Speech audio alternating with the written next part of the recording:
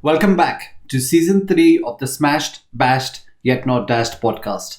We've already had 2 super seasons before this one, and I can assure you this one is going to be the next level. I'm happy to share that my first guest on season 3 of the podcast is acclaimed writer and director Tarun Mansukhani. What you love about this episode is the clarity of thought, alright, and the no-nonsense approach that Tarun brings to the table. Tarun, of course, has worked on some of the biggest movies in Bollywood. I mean, the likes of Dostana, Kabhi Khushi Kabhi Gum, and more. He's seen the highs and, of course, the lows.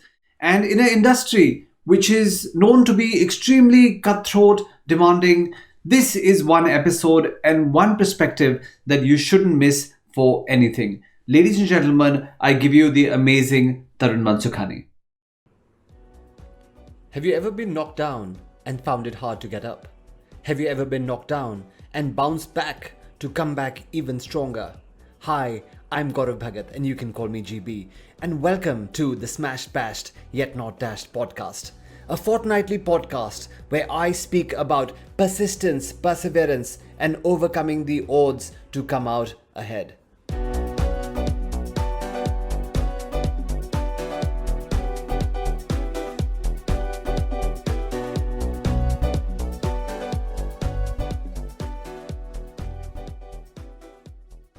All right, welcome back to season 3 of the Smashed Bash Yet Not Dashed podcast. Season 1 of the podcast had 10 episodes and was pretty much me going solo, talking about a wider range of events and experiences from my life. Season 2 had some amazing people like Grant Cardone, Nikhil Kamath, Papa CJ, Advaita Kala, Bani J, Abhi Arya, Siddharth Rajshekhar, Richard Dolan, and Nikhil Mehra that all shared inspired stories, and inspiring stories from their lives as well. And all those amazing episodes are, of course, on all the major podcasting platforms as well. And today I'm happy to announce that we're actually kicking off season 3 with Tarun Mansukhani, my friend and the acclaimed Bollywood director and writer, and someone who has worked with the likes of Shah Rukh Khan, Abhishek Bachchan, Priyanka Chopra, Kajol, Rani Mukherjee, John Abraham, and countless others. That's just to name a few. Welcome, Tarun, to the Smashed Bashed Yet Not Dashed podcast. It's great to have you here. Thank you so much, Gaurav. It's good to be here. And yes, the entire title of it kind of relates to us so much, starting from boarding school onwards. So it's just great to have a chance to be able to talk about it now. Yeah, awesome. And we're going to go down that old journey of Lawrence School, Sanawar, where we were there in the, earlier formative parts of our life as well. But first up, how have you been? It's been a while since we met. I think last was Founders 19 for a very, very brief period. And the last 2 years since have been, interesting to say the very least. So how's it been for you, really? I think it was great for me, actually, in this, after we'd met in Founders in October we had met, and in November I got onto my fitness journey. And I was about 85 or 86 kilos at that point in time. And I immediately said, you know what, I want to change my life and all of that. And I decided that I'm going to start going to the gym. And next thing you know, the lockdown has hit. And luckily in my head, it went off as, this is a 1 week thing. I can't let go of that fitness journey. That 1 week became 2 weeks. Okay. It's just another week that you have to work out at home. And luckily I just stuck to it at that point in time. So for this period of time, I ended up losing another 25 kilos. Great time having a workout. Suddenly I was seeing a 6-pack arriving, and I felt fantastic at that point in time. So it actually was a great time because I'm also a little antisocial. So it's great. And the travel within Bombay is such a nightmare. So suddenly it was like, I have what ends up happening is I have a meeting in Andheri and I have to travel there for 1.5 hours for a half-an-hour meeting and then a 1.5-hour return journey because I stay in South Bombay. So it takes that long to get there. So suddenly now it was, hey man, it's a Zoom call. I can just click on, I'm there. I've finished my Zoom meeting and I'm out of it. So I thoroughly enjoyed the lockdown portion, and there's a part of me that's going, can this continue? Mm-hmm. Interesting. Yeah. So and this fitness portion has been great. My food got sorted in this period because then I didn't have access to too much of junk food and all of that. So everything just worked out in that time for me. I love that. And yeah, seriously, I've just started following some of your posts on Instagram, and it's inspirational. I mean, trust me, you've actually inspired me to go and join the gym, which I have in, the community where I actually stay. And because I think there's one goal that totally went the other way for me. I mean, I think I crushed everything else in the lockdown, but I think one thing that went for me the other way was the health side. And people look at me and they're like, you put on weight. I'm like, dude, you're just being kind, right? Because I mean, the worst I've ever been in terms of the weight side. But never fat or anything, ever. No. Even when I saw you in 2019, you weren't fat at all. So yeah. So it's kind of starting. I think it's now on the cusp. I need to stem it, cut it, and yeah. But that's a strange thing. Like when I first lost my first 10 kilos, I felt fantastic because I felt like my waist had gone down, my jeans weren't fitting anymore. And if I would ever meet anyone, they would be like, but you haven't lost any weight. They couldn't tell at all. They never looked at me and thought of me as remotely fat. And I always looked at myself and said, damn it, what is this belly, dude? Really, it's got to go at some point. So it's this odd perception of everyone else that they don't think you're fat at all, but we have it in our heads that we are, and we're not. I want that six pack and all of that. So. Yeah. I think for the time being, I think I'll start with losing the beer belly and then make the way down to the six pack as well. But thank you for sharing. And good to know that, there have been positive experiences, even based on, what all the negativity and the noise.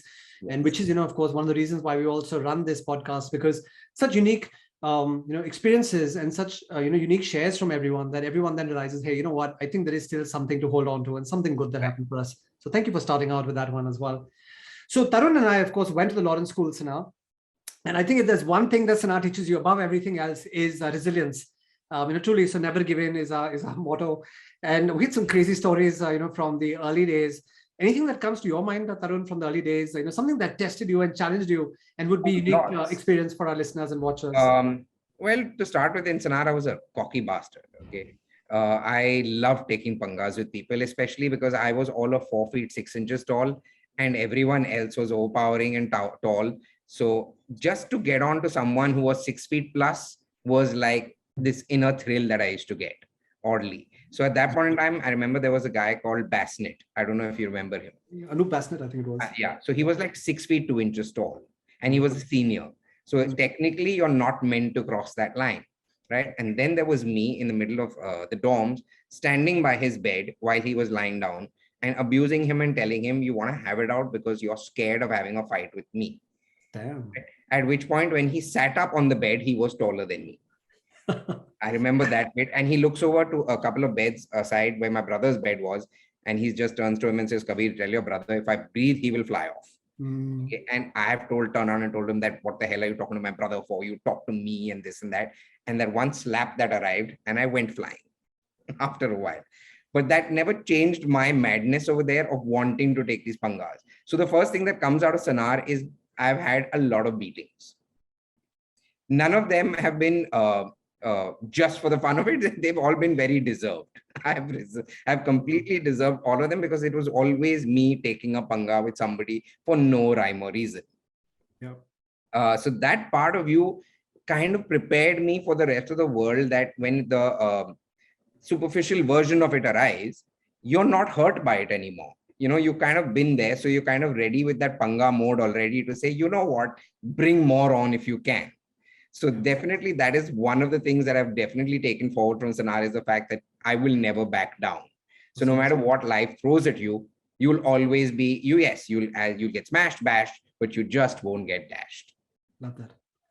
Yeah. Thank you for that share. Yeah. And crazy times. I think when kids today hear about what we went through, it's quite unimaginable, but I think at the time it was par for the course. And I think everyone went through, the same, if not worse, but that was our generation, but times have changed. And absolutely. Yeah, but interesting. And thank you for sharing, on that one as well.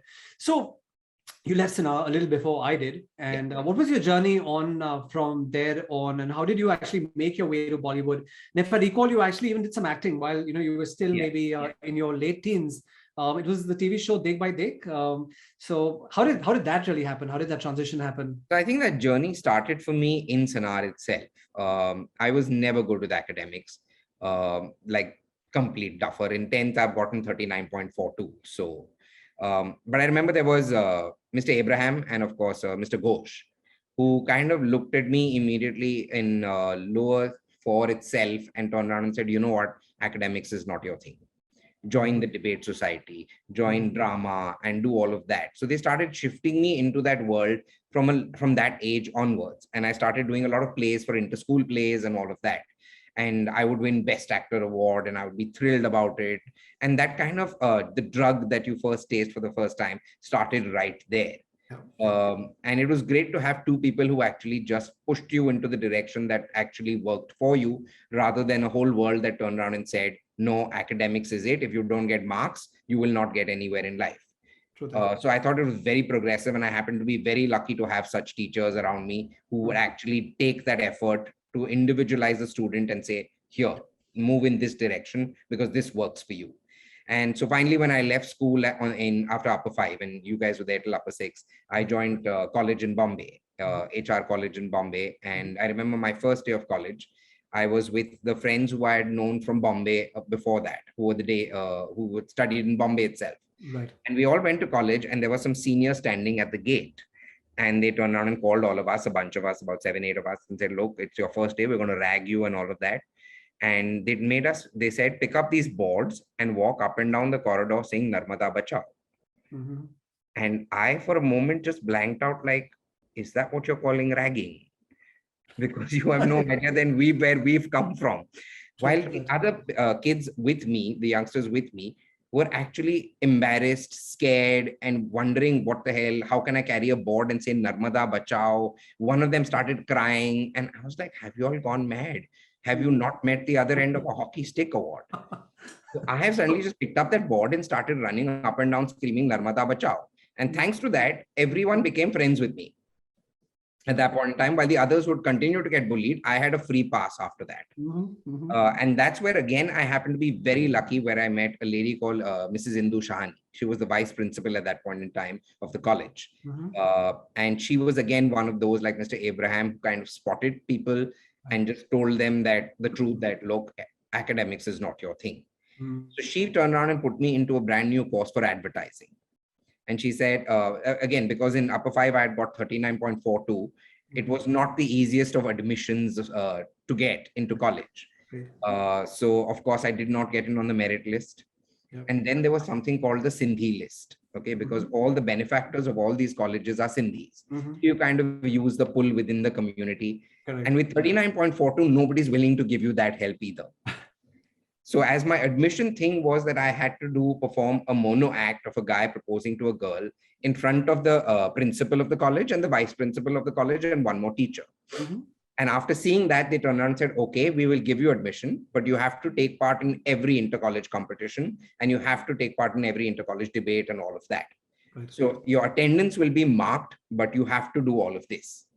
So again, that pushed me into that world. It just naturally took me over there. So college started and I started performing in plays and this and that. And I remember my very first play was for a festival called Malhar, which was held by Xavier's College. And I was playing some school principal or something.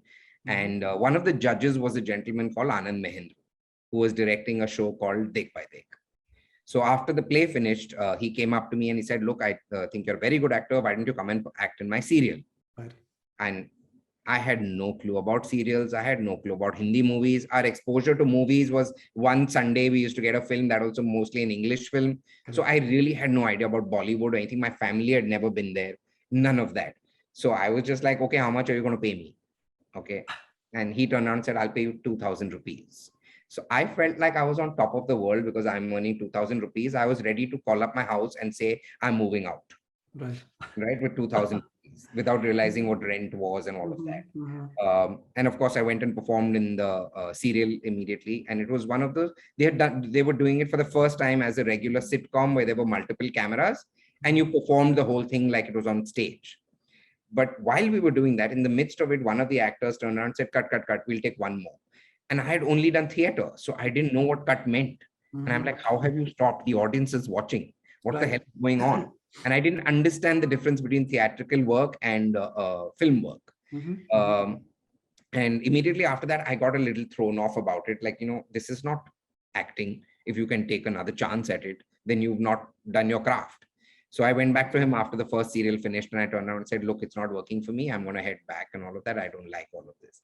So he was, again, looked at me and said, okay, I'll tell you what, why don't you assist me? You see how you prefer it behind the camera.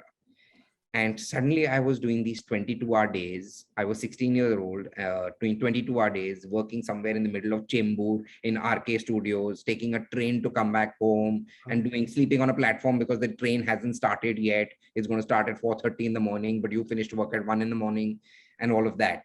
And that world, suddenly it was that drug that I had got from school. Suddenly I felt over here.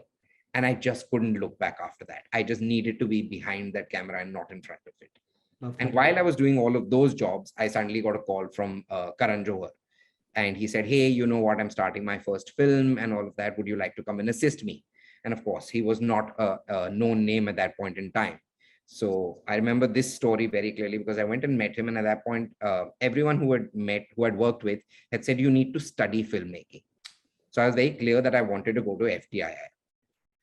And I went to meet Karan and I told him, look, I know your film is happening, but I'd like to go to FTII. And he started laughing. So I got a little thrown off that, what do you mean? Why are you laughing at my dream like that in front of me? And I said, you know what? I don't like this person. I'm going to go. So he said, okay, look, do one thing. Go give your exam for FTII. If you get in, we'll talk at that point in time. So I said, okay.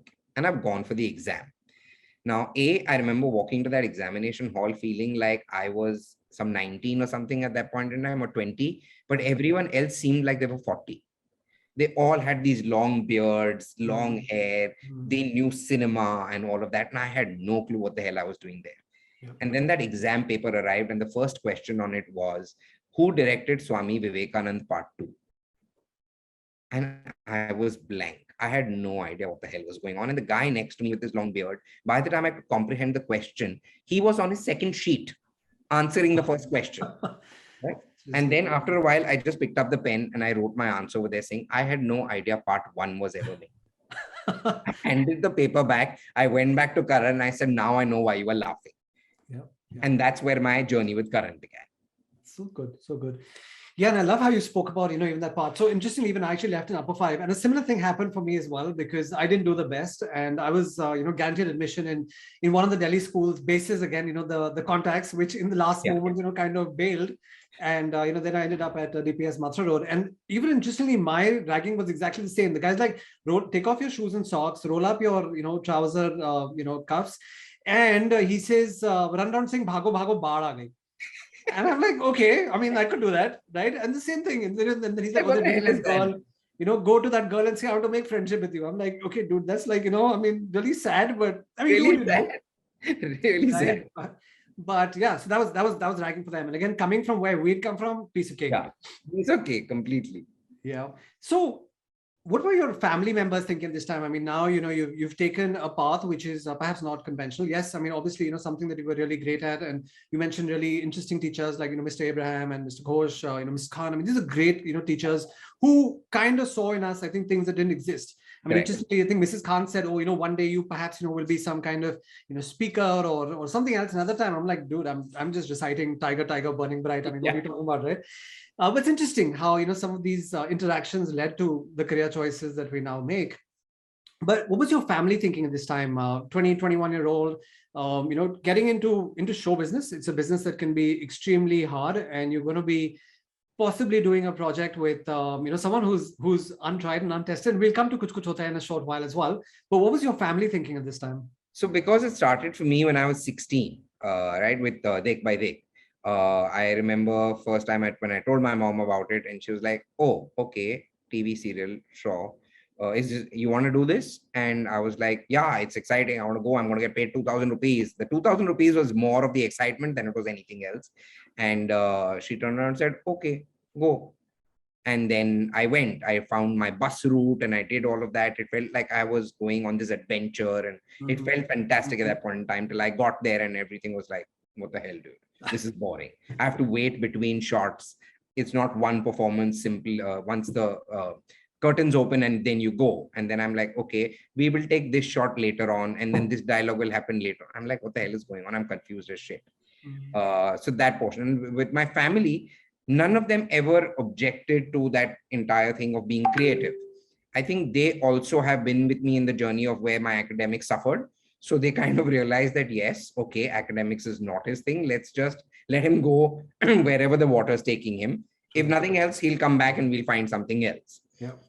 My sister, who is a dentist and a doctor and a dentist. My brother is a MBA. And then there's me with 39.42. So somewhere I think they had also come into the entire thing to say, okay, if this doesn't work out for him, we will have to look after him. Yeah. He won't be able to do much. So, okay, he will become the compounder in my clinic and all of that. Somewhere that settlement had happened in their head, due to which there was no objection for me to go and try all of this. And if I failed, it was fine. If I worked, great. Yeah. And I had a great support system from them, because I never got the whole thing of, oh, where the hell are you? And it's 22 hours, you've not slept or any such thing. For my mom, she's a single mother. So for her, it's a grind. We've all been through it. Go for it. That's it. True that.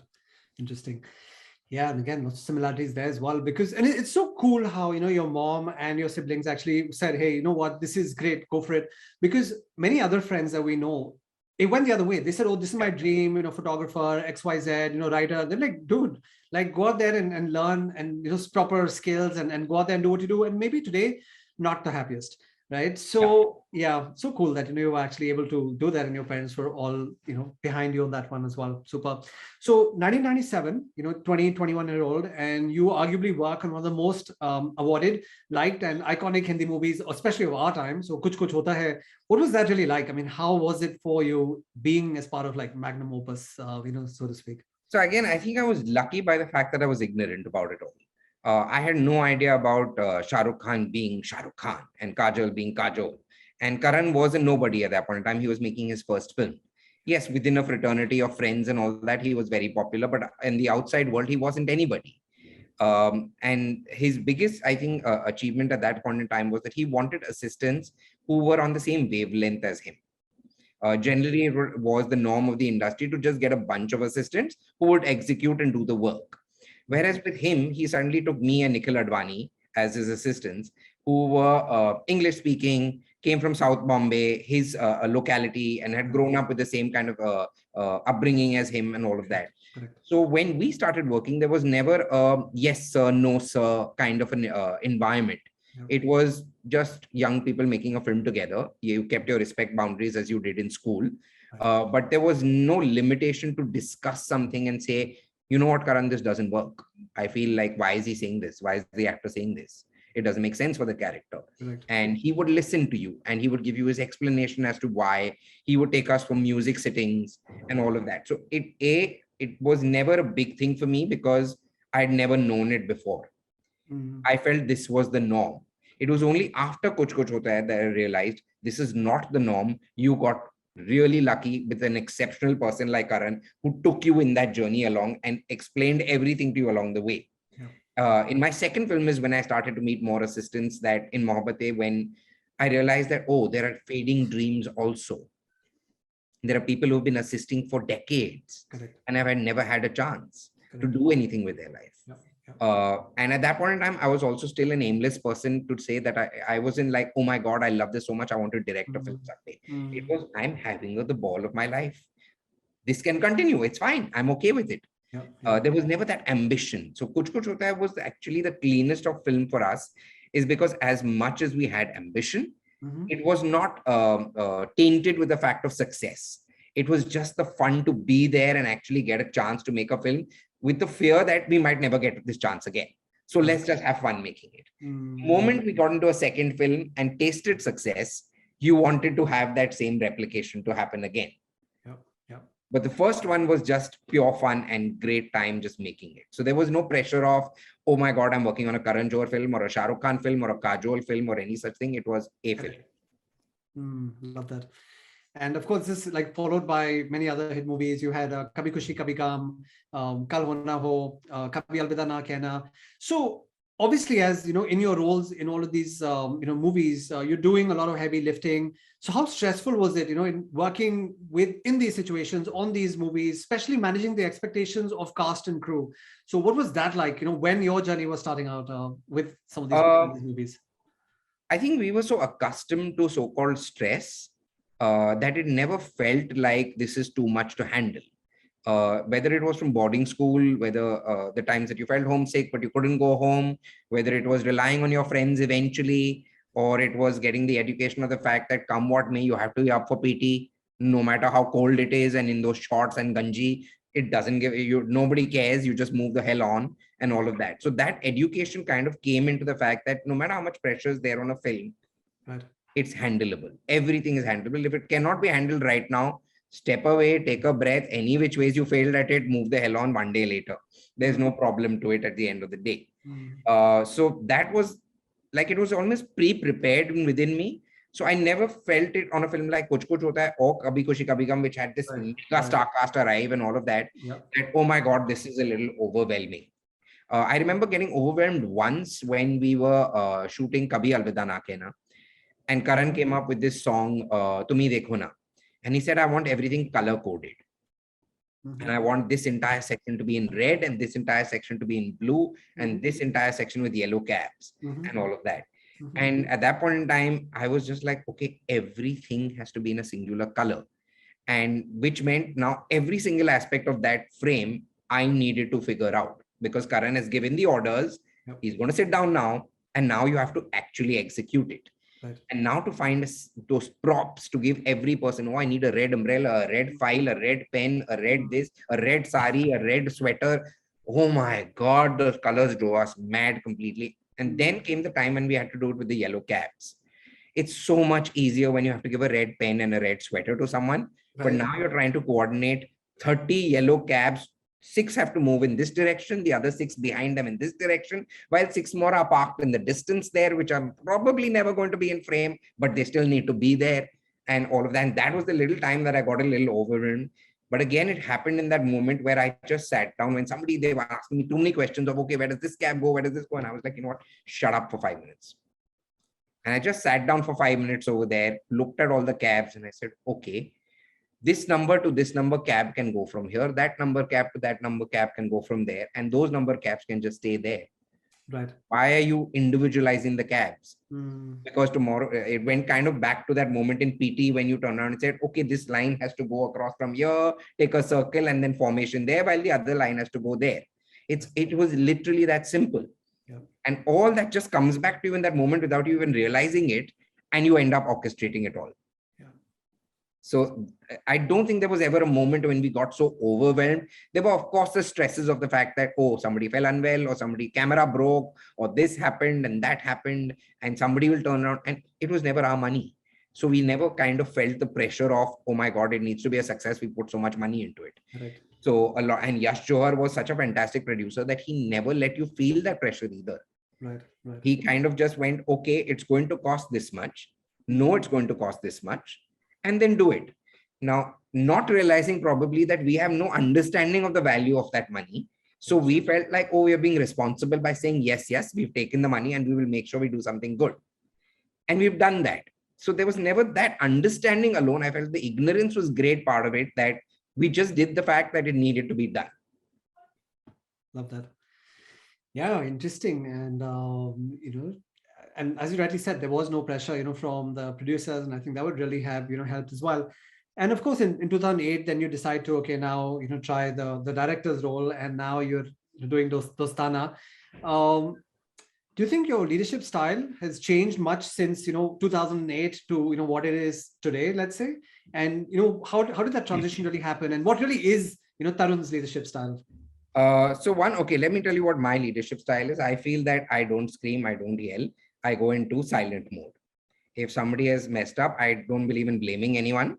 We need to find a solution, move ahead. And then I go into the silent mode for 5 minutes. And that's what I was talking to my assistants about. And I turned around and said, at least I know that I go into silent mode. And suddenly there was this look that came to me from all of them. And I kind of went, what? I don't scream. What are you talking about? And they have suddenly turned around and said, you are a maniac. You scream so loudly that even the other people who don't want to get screamed at are running in fear. This silent treatment is not happening from you. So I always felt I'm such a good boss and all of that, while my assistants have wanted to throttle me on many occasions. So my leadership skill, I would say, turn around and say, is that only thing that I feel is good is I don't look for anyone to blame. If a mess up happens, it happens. It's always because I've been on the other end as an assistant where we have done some colossal mess ups and hidden it from Karan and all of that. So my first thing to my assistants is, if you fuck up, hide it, Go figure it out. If you can't figure it out, then come and tell me honestly that this has happened and we will sort it out. Love that. Yeah, truly should be the motto for more in corporate India and leaders as well, because yeah, truly people, not too many people have that kind of approach, and they're always looking for a scapegoat, and they're always looking to sacrifice someone, and it's And sacrifice someone who I feel there are a lot of people who are very demeaning when they scream at people. And I never understood that, because yes, we've been screamed at a billion times. We've never been demeaned by anyone we worked with. So why would you ever do that to someone? How insecure would you need to be able to demean an assistant or a spot boy or some new actor on set for you to feel great about yourself? True that. And of course, for Dostana, you had picked up some Filmfare nominations and the likes as well. Was it disappointing on the day when some of those wins didn't really come your way? Not really, actually, because for me, a certain amount, having lived through all of them, I felt that awards are not really of the value that they claim. It's more a TV show.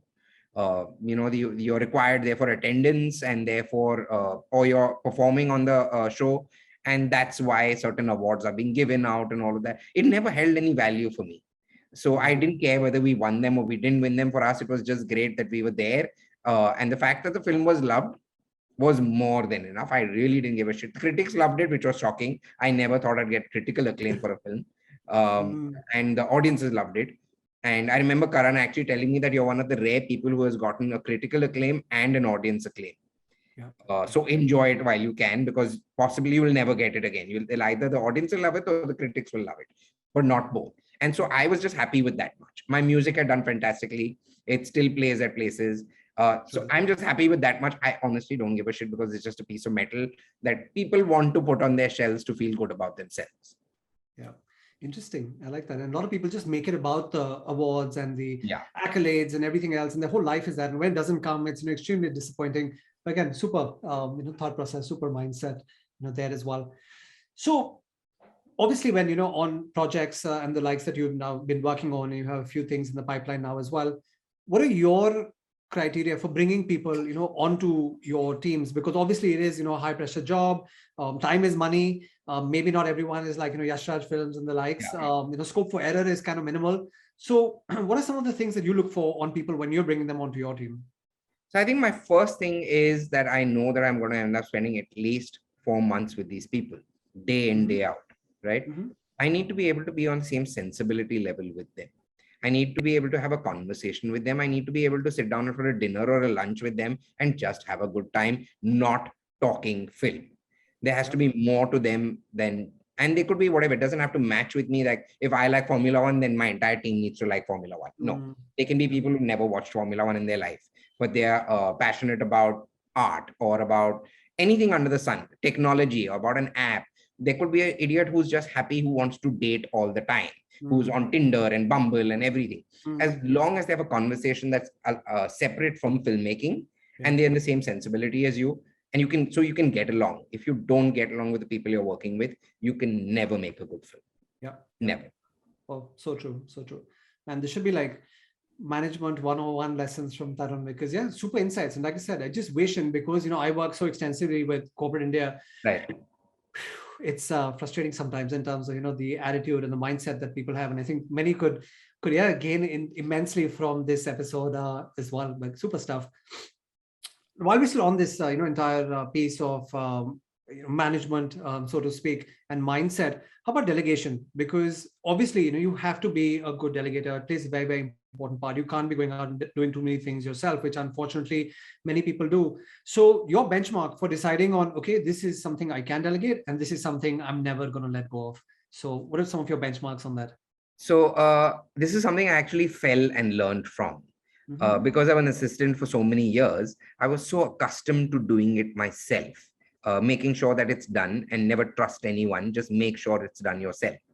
So when I started doing Dostana as a director, now suddenly you are not an assistant director anymore and your priorities have changed, right? And I remember my first shot itself was John Abraham. He comes in this truck, he comes into the foreground, parks the car, and he gets off. The entire shot happened and we finished, and I was watching the monitor and I just stopped it in the middle and I said, what is this guy in the background doing? Make him move from left to right. And John tapped me on my shoulder at that point in time and he said, Baba, how was I? And that's when it kind of hit me that my job has changed. I'm not meant to look at the background anymore. I have to look at the foreground. As an assistant director, your job is only to look at the background and not the performance in the foreground. So I said, oh, I'm so sorry, we'll do one more. And we started doing one more. But I would definitely, even in a Dostana, was still stuck in first AD mode where I couldn't get myself to delegate. So I was constantly on my first AD's head. Is this done? Is this done? Is this done? Is this done? Is this not done? By the time that finished and I moved on from there to do other things is when I realized I have to let go, because I would have hated the fact had Karan done this to me, had he not let me do my job. Yep. So then the next, on the next round, when I was doing one, it was a election campaign that we were doing to go and vote. And there were multiple actors arriving for it. And there was a big setup to be done and all of that. And my first AD, I kind of just backed off and I was cringing in the corner.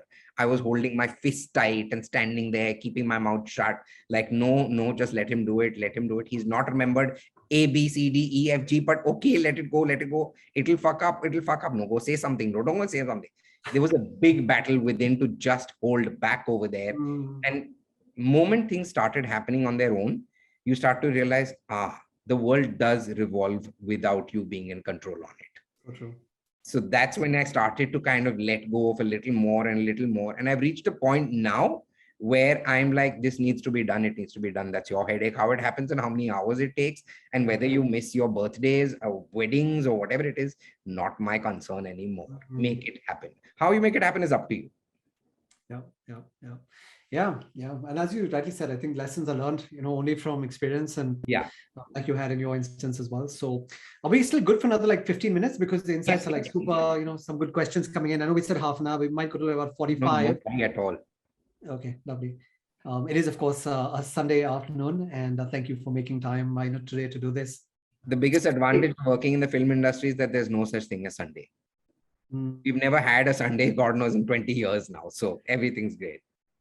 Yeah, so true. So you see a lot of people, obviously, coming to Bollywood and even other, movie making areas across the country, and they aspire to be either in front of the camera or behind the camera. What's your advice to them, especially when things aren't going their way? Because not everyone, will have those breaks. Not everyone will have those, early wins. And sometimes, like you rightly said, it could be years before that happens. So your advice to, people who really haven't had that kind of luck? The first thing I would tell them is that be prepared for rejection. You're working in a field which is about art in some form. There's a commercial side to it, of course. But whatever it is, you're here because you're passionate about filmmaking or acting or drama or whatever it may be. And that alone comes with rejection. 90% of the time. There are a few times that you will get the high of success. The remaining times are just pure rejection. Whether it's an actor who goes for audition after audition after audition and gets rejected every single time. True that. Hang in there. There's no count to it that turns around and says, okay, if you give the 100 auditions that you fail at, the 101 you'll pass. It could be 1 million for you. It could be 2 for the other person. Yep. You cannot compare yourself to anyone else. Your journey is just yours. It's going to take its own sweet time, or it's going to just happen. You're going to be driven or not be driven on some days. Whatever it is, just never give in. It's as simple as that. Yeah, back to the old school motto for sure. Back to Sanawar, yeah. And I think again, what really comes into play is your why and your purpose, right? Because if it wasn't just the money, I mean, a lot of people, yes, they come in for the money, and not only in the movie business. I'm just talking about just life for that matter. They enter into a particular profession, trade, business, job, whatever it may be, because they're doing it only for the money. And then when things don't happen, they're like, okay, this is not working. I'm quitting and I'm packing my bags and going back. But I think if it's your why, your purpose, your inner being that just wants this to be, who you want to be, I think then you'll have a lot more resilience to rejection, let's just say. I kind of feel that even if your motivation is money, for example, right? Keep your motivation alive. That's it. Whatever your motivation may be, it might be glamour. Oh, I've seen the actors. They have such a great life. They don't have a great life. The girl has to, if an actress has to come onto set today, she has to wake up 3 hours prior to her call time to make sure her hair is washed and do all of that, so that when she comes, then they put product into it, sit in 2.5 hours in a chair so that her makeup can be done. And then, so you're talking about a 5-hour beforehand job that needs to happen for you to see one singular shot, right? And they don't see that side of it. They see, oh my God, the paparazzi is behind them at a restaurant and they're doing this and they bought this car and they're living this life and they're traveling here and all of that. Even if that's what motivates you, know that there is a lot of hard work that goes behind any form of motivation. Great. So even if it's money, if it's glamour, whatever it may be for you, just work at it. You cannot give up. You can give up because of circumstance. Life might not throw the best balls at you and some curveballs just kind of hit you out of the blue. That's fine. You want to give up. Giving up is basically that you chose not to fail anymore. That's it. So it's up to you now when you decide, I don't want to fail anymore. Yeah. Love that. So, but in the industry, another question that comes to mind, there's a lot of temptation in the movie business. And, sometimes people just have to make difficult choices. So advice to people, who are in the industry or aspiring to get into the industry, when they're faced with that difficult choice, what would be your advice as Tarun to them? I can never give you advice on that. I can always tell you that you need to choose for yourself what you want to do eventually. Who has to look at themselves in the mirror the next morning? Who has to live with themselves with that thought of what I've done or not done and all of that is you yourself. Nobody, everyone, you can turn around and say that people will judge me and all of that, but that's just you hiding from yourself. You've judged yourself already. And the moment there is a part of you that says it's wrong, don't do it. Because that little inception moment that you just had there is going to eat at you for a long, long time to come. If you're okay with it, go right ahead. Nobody is judging you. Nobody questions. In any other field, as you said, there's temptation in this world. In the other worlds, it's about bribes. It's about something or the other. There's always some wrong that you might have to do and falsify some documents or something or the other to make it ahead. Yeah. The choice is yours. Yeah. You will have to live with it. Nobody else. So true. Yeah. And we talk about some of these things in the movie business, but you're so right. I mean, the procurement person asking for kickbacks or fudging your books and all. I mean, these are equivalent real world choices that entrepreneurs and working professionals make every day. So why is it different? Also, you should also consider writing a book at some point. I think it can be like a super. I think I'm writing enough in my life for me to not, and the non-academic that I am, I genuinely thought that, now that I'm in a creative world, I wouldn't have to ever write things again. But here there's more paperwork than there is anything else. Yeah. So if you weren't in the movie business, what other profession would you probably have picked? I don't know. Like I've been asked this question before, and I think that I'd somewhere just naturally find my way back to the industry. I would possibly end up being a spot boy if need be, but I would just want to be a part of this world.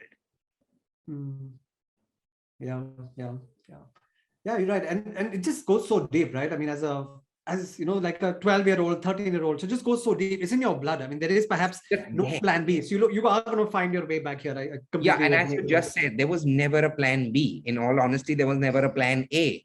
It just plan A showed up and then you just loved it so much that you never thought of anything other than that. So there was no plan B ever. Yeah. And I feel that's one of the things I also read about recently is that most people don't succeed with plan A because they have a plan B. They look at it as something that, oh my God, this is my safety net. The moment you have a safety net, you cannot jump off the cliff. Absolutely. Yeah. Burn the boats. There is no way going back. Exactly. Is it?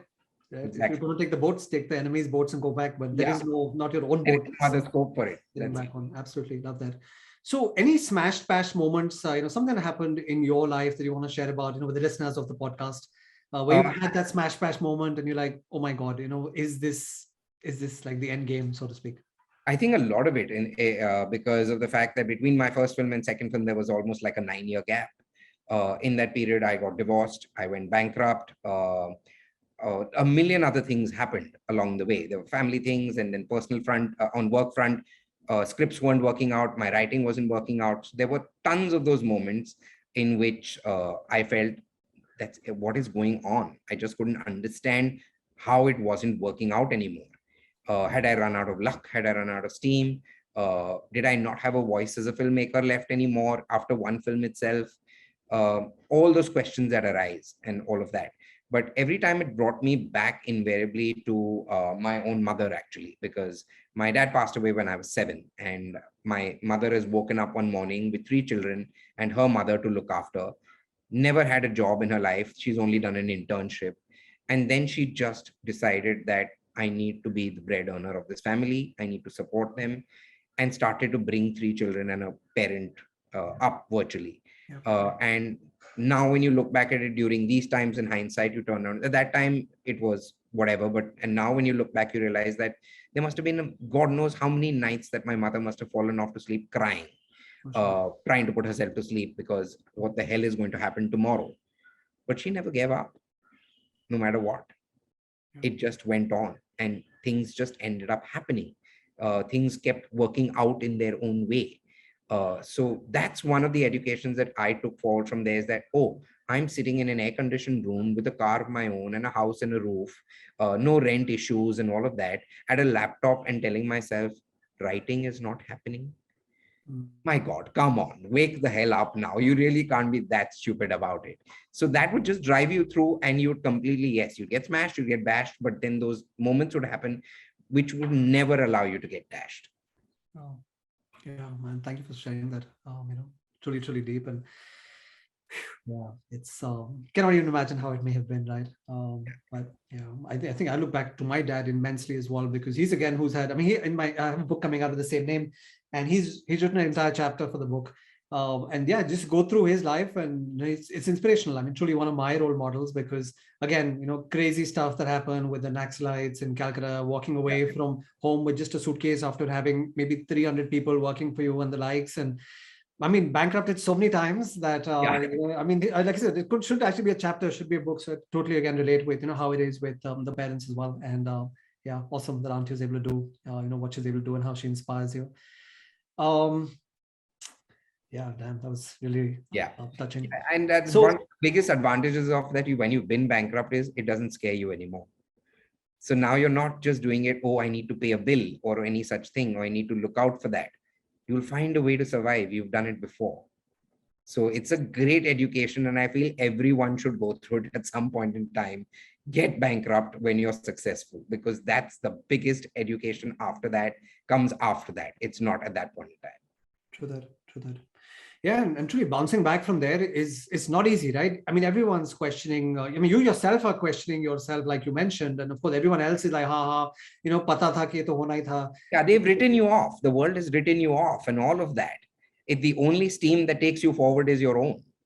So at that point in time, you really get to know who you are and what you're made of, what your upbringing has been, and all of that. So I think it's a great, therapy session on its own. So either you come out of it completely bittered and fighting with a fire that is angry, or you come out with it really smiling and happy and saying, you know what, we did that also. What's next? Yeah, get that completely. So when things aren't really, falling your way, what's your personal motivation? Because people are really quick to write you off. They're like, ab to khatam hai, ab to kuch nahi hone wala. So what makes you kind of, then bounce back and say, you know what, this too shall pass? Every time it just gets like, oh my God, I've been written off multiple times. Whether it is with the last film not doing well, or whatever it may be, or the 8-year gap, it's been on multiple occasions. Right. Invariably, I find myself telling myself something, which is, I'm still here. So you still know my name. And according to you, you know me for a film that happened 13 years ago. You don't know me for my previous film. Therefore, I am still here. True that. And now I'm looking at myself from an outsider's perspective and saying, why does he still remember this person? He must have something in him. Yeah. And then you kind of remind yourself that, you know what, it's okay. This is just the phase. Up and downs will keep happening. Move. The up cannot happen if you do not keep stepping forward. 100%. You will stay in the down. Yep. Stay in action. Just put that next step and just, stay in action. Agree. So all the working out in the gym, and I would like to start checking out your Instagram, and you're completely crushing it. So any plans of getting in front of the camera again as an actor, perhaps? Not at all. I love it too much to be behind the camera, to care to be in front of the camera. Yeah. So the gym piece, I mean, inspirational. What's really pushing you, to go out there and work out, the beast that you are putting, the amount of effort that you're putting in? What really is the drive for making that happen? So I think that started, as I said, because post Drive, my last film that came out after we met in Sanawar, and it wasn't a good film and all of that. So you sat back and reflected on it. And of course, when it doesn't do, when it's not appreciated, you sit down in one little corner, weep for a while, and say, "Oh my God, I'm not a good filmmaker, and what the hell is going to happen with my career? And it's over, and all of that." And after a while, you just finish all of that. You get tired of that, and then you're like, you know what? Let's move on. And you stand up and you say, "Okay, I want a different result." And we've read enough of these, whether as memes or whether in self-help books or in any motivational books, is if you want a different result, try doing something different. Right. And at that point in time, for the longest while, since virtually I was the age of 16 when I started working, my lifestyle was to sleep at about 8 a.m. I would wake up by 1 p.m., work till about 2, 3 p.m. and have 2, 3 a.m. and have one meal the entire day at 4 a.m. Gosh. Right. And there were times when I wouldn't eat that meal because I wasn't hungry, and therefore eat after 48 hours or 72 hours. And that's what the first thing I realized is that needs to change. If you want to change internally as a person, you need to change your external habits. So I decided that, you know what, I'm going to do this fitness thing. And just luckily for there, at that point in time, my Instagram algorithm threw up one 40 days to New Year challenge. Right. And so by November 22nd is when it was 40 days to New Year's. A long time ago, somewhere I had read is 2169, that if you can do something for 21 days, it becomes, you break the habit or you make the habit. By 69 days, it's a lifestyle. So I said, okay, let's try and hit 40 days. Let's see whether I have the mettle and the willpower to hold for 40 days. Right. So I didn't give myself this ultimate challenge of saying, I want a six-pack. I want to lose 5 kilos or any such thing. It was literally, can you wake up every morning at 7:30 for 40 days? And by the time the end of that 40 days happened, I didn't want to sleep or those hours. I wanted to wake up at 7:30 a.m. Awesome. So that kept driving you, saying, okay, let's see if I can do it for that 69 days. That 69 days finished and you said, you know what, let me do it for 30. Let's just round it out to 100. And so you gave yourself smaller goals, and then you, of course, see results. And then the high arrives that, oh my God, this is working. And you move on further and further. And before you know it, it's just a lifestyle and you can't do without it.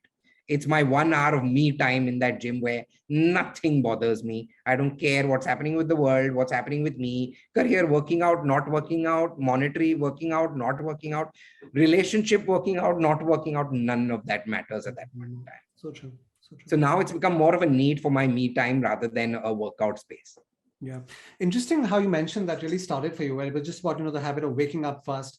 And it's something that I've been spending a lot of time on this year as well, where we talk about tiny habits. And of course, there's a guy called BJ Fogg who wrote the book, and he's a Stanford professor. And he's all like, if you want to start working out and, if you want to get healthy, the thing is you start with, that little tiny habit, which could just be waking up and putting on your shoes and just sitting, and not doing anything. It's like, don't think you want to walk or run a marathon or do an ultra or whatever. It's just put on your shoes and sit.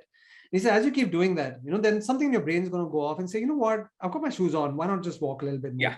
And how you really scale it up, and which is why I've been, taking that. And of course, because I represent Grant, and Grant is all about 10x. So I'm going from tiny to 10x. So that's, the methodology that I preach, where I've got, this thing, in the tiny habit space and then the 10x space, because not everyone is capable of being a 10x guy. You can't always be all on, right? And that's it's just not human. It's just not normal. So I think that really correlates. And I love what you just mentioned about how you just said, okay, let me start with this and let's just see where it goes from there. And then one thing leads to another.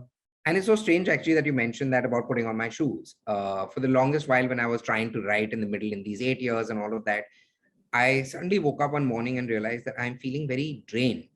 And which is one thing I realized is that every morning when I head out to work or sit down, I have the ability to go out in my chappals.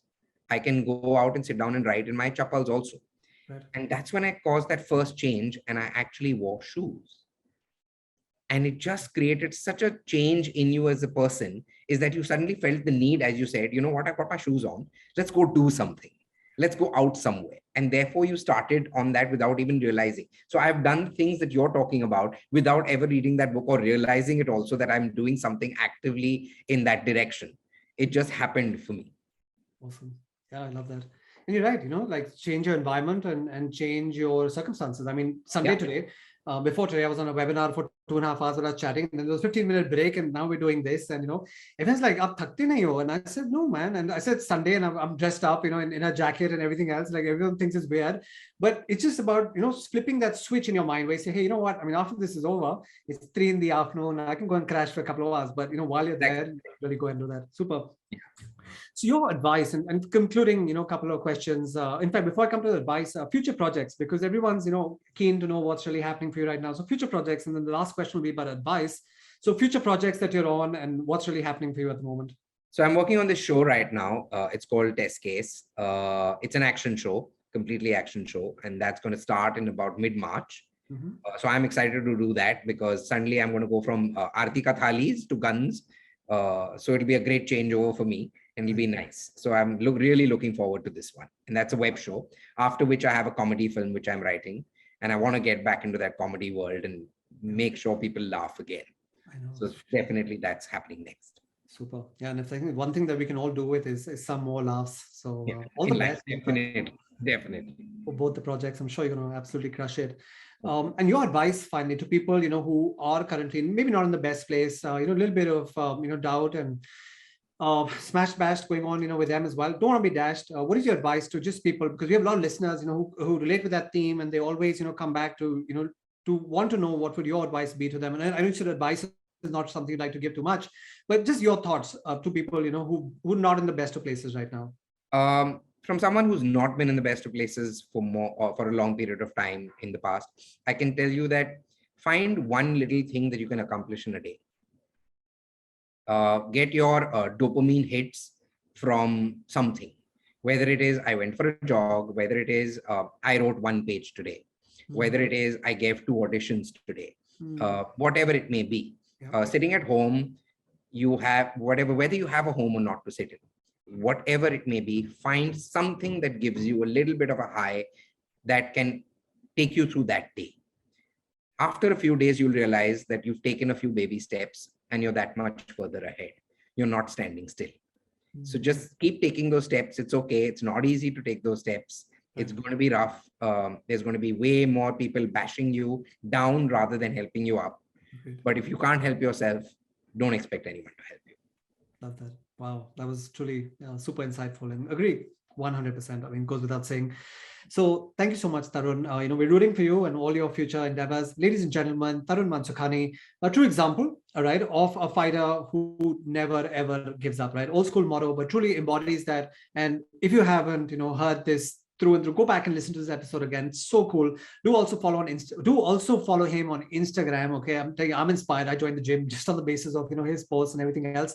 So it inspired me to go back to the gym and, start crushing, well, at least getting towards my fitness goals, tiny steps. And thank you, Tarun, so very much. Appreciate so much you being here today. Thanks, Gaurav. It was wonderful chatting with you and catching up with you also. Alrighty.